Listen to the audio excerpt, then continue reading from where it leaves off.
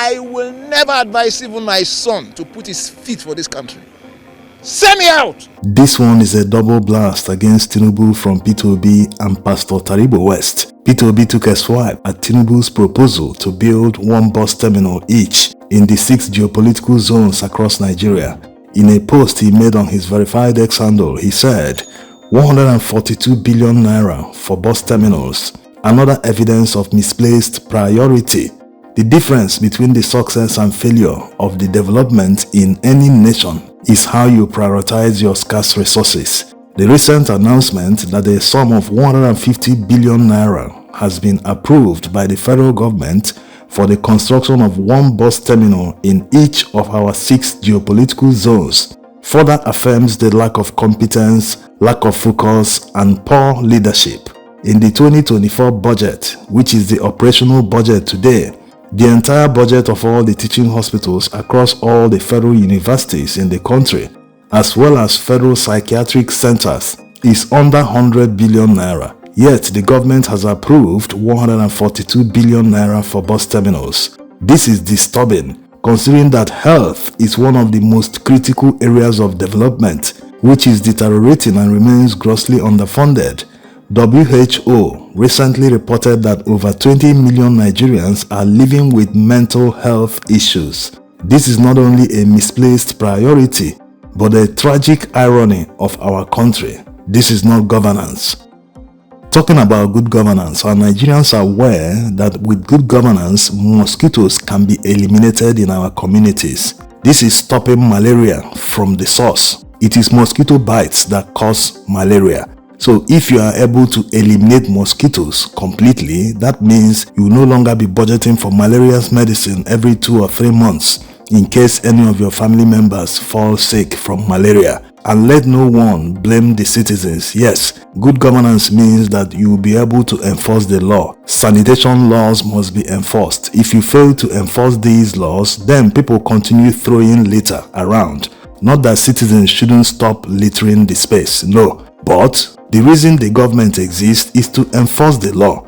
Make sure you enforce the law so that people will learn from it. When you find people once, twice, thrice, they will refrain from committing these crimes, these misdemeanors. So this is a failure of governance. It is the responsibility of the government, whether local or state, to make sure there are waste disposal bins everywhere so that people wouldn't have the excuse to litter.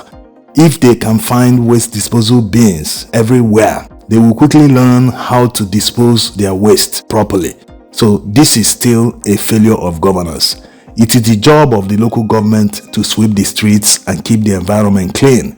But like you know, most states have taken that responsibility from them by engaging in waste disposal because they want to collect that tax. Yes, the local government areas might not be doing the job properly, but even the states that have taken the responsibility from them are not doing the job in a professional way.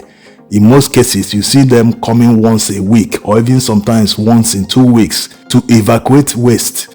They are supposed to be coming once in a day so that all that waste that have been deposited in the container will not rot and start smelling before they evacuate them. All these used to work in Nigeria back in the 80s, but today most of them are talking about taxis without service delivery.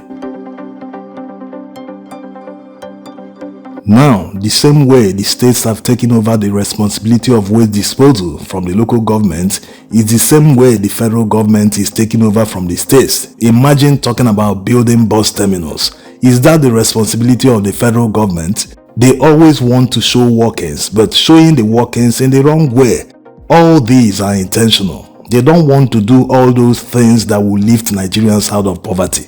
Always doing the opposite. Do you think it is not intentional? How can they always be making mistakes? These mistakes are so terrible. Does it mean no one in the administration can say, oh, this is the right thing to do, invest here, this one will make more impact. If you do this one will lift more people out of poverty. Always investing in strange things, just like the coastal road to nowhere. On the internet, you see many roads that are unpassable, federal roads that the government should have concentrated on to make sure these roads are passable. The heavy trucks that transport goods, petrol, diesel, and other oils, that they don't fall on these roads daily.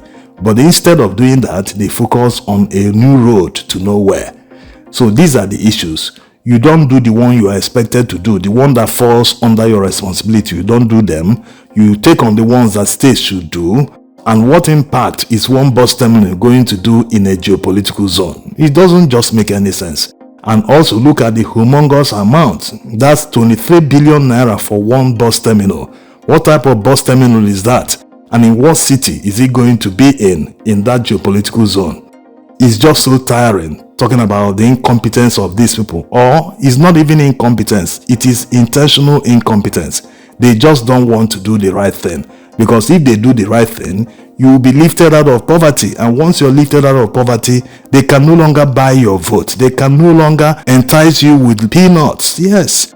And for people saying that votes no longer count, if votes didn't count, why are they always making budgets to buy your vote? If not, they will not be budgeting or enticing you or buying your vote. Now, let's hear Taribo West. I'm just happy to be here. I can see some of my old contemporaries to be here in this incredible day and just share the burden and the pains with the family that has rest upon their shoulders. For me, it's disheartening that you have Lagos State, you have Nigerian Football Association. They dropped the buck on the family. I felt in my spirit there is nothing to put your life for. That's why I say I have to shift back so that I will not implode. It's grieving. My mother passed on. I never shed tears. My father passed on in my hands. I never shed tears. Then when Rufai passed on, I had ghost pimple on my body. And every individual I'm speaking to, there was, tears of lamb rolling through my cheeks. What kind of nation is this? With this kind of example they have shown in Shefulue, in Stephen Keshi, blessed memory, Thompson Oliha, blessed memory, Rashidi Yekini. I will never advise even my son to put his feet for this country. Send me out.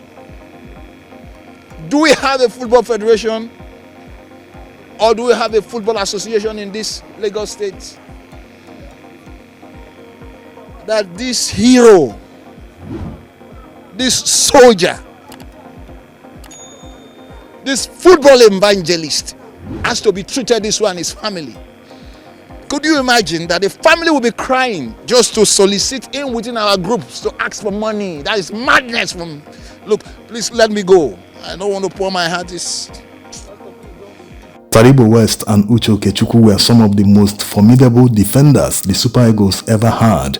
In fact, since they retired, the Super Eagles have not been able to reproduce players who could match their prowess. He's obviously frustrated by the fact that Peter Rufai, who was their teammate at the time, wasn't given a befitting funeral by the state. Coming at a time, the state under this administration has been very magnanimous, doling out $100,000 each to all the ladies that won the Africa Cup of Nations, not just football but also basketball. So he's obviously frustrated. And that frustration might have been worsened by the fact that he campaigned and prayed for Tinubu even before he contested the presidential election. So having felt that, I am part of this system, at least I prayed for him, he should do the right things, he should honor the past heroes of this country. Well, the fact remains that you cannot sow orange and reap apple. No. Nigerian political elites are for the moment. The fact that he gave these people $100,000 each was because he took it as his achievement, that these people won all these trophies under his administration, so he has to take credit for it. That's the mentality of Nigerian politicians. Of course, the girls have been saying that they have not been paid that $100,000 they were promised. It's already a promise. Any future administration will honor that promise. Remember the last one they honored, was it under Buhari? He honored promises made under the military many years ago. So these are the issues. Politics affects everyone. No matter how you think you will run away from it. No, you can never run away from it. From the food you eat, from the house rent you pay, from the groceries you shop in the market every day, it all boils down to politics. It all boils down to the decision of a politician. That's how it works. So the way you take your life seriously, the way you take your health, the way you take jobs like looking for money, making money, the way you take all these seriously, that's exactly how you should take politics seriously. In fact, if there's a yardstick to measure seriousness, how serious you take the call from a client who is calling you for a job or a customer who is calling you to supply him some goods, if you can say you are taking these seriously at 100%, then politics should be double that, 200 or even 1000%. So Nigerians must learn that if you give up and say no, there's nothing you can do, these people have conquered everything, that you cannot remove them. No, you are wrong. You have to put up a fight. If you don't put up a fight, you are sending the wrong message. You are telling them that they are not even hitting you. All that they are doing, they are thinking, are you sure these people will take this one? They might fight back. Oh, that's exactly the message you are sending if you don't react. But if you react in a way that will send that message to them, they will say, okay, let's withdraw this one. Let's put this one. Can you imagine? They have the audacity to increase taxes despite reducing Nigerian people's purchasing power. They've impoverished more people, but on top of that, they increase taxes. Now, after increasing the taxes, the first thing they want to do with that money, that tax revenue that is going to start coming from next year, they are planning to increase the salaries and emoluments of politicians. Can you believe that? Nigerians are already groaning and shouting that politicians earn too much, that soldiers, policemen, and other essential staff earn peanuts compared to politicians. Even professors earn very poorly compared to politicians, but they want to increase the politicians' pay. So you can imagine, they are flaunting it on your face. Hey, we are going to tax you more, but you know what? We are going to spend that money on ourselves first, instead of you that will pay in the taxes. Let's end with a prayer by Pastor Tari West. We pray that you accompany him. We leaders that have heart for this nation, that will put their blood in line to see how Nigeria can be restored back to this place of that glory. It's incredible that we hide him under your brow. We speak to the four corners of this nation. I command them to be arrested. That the Tinubu movement will be established.